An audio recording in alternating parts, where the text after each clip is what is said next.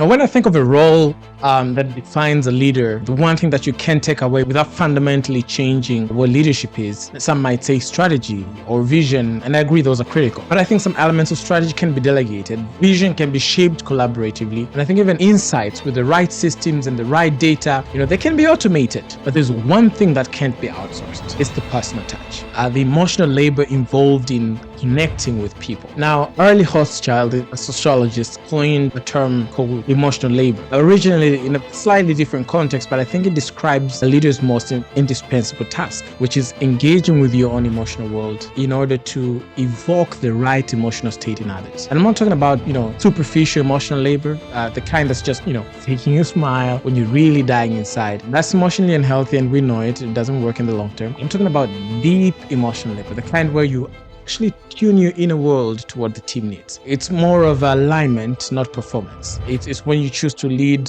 with energy when the room feels flat, to stay grounded when anxiety is rising, to create safety, not just through words, but through emotional presence. For some people, what looks like poor performance to others, to a leader, a real leader, it's usually some emotion in disguise. So that missed deadline might be fear, the silence during meetings, that could be shame. There's a team conflict, there's perhaps a story that no one's naming, but it's there. And so leadership means decoding those signals, not to control people, but to empower them to manage themselves better.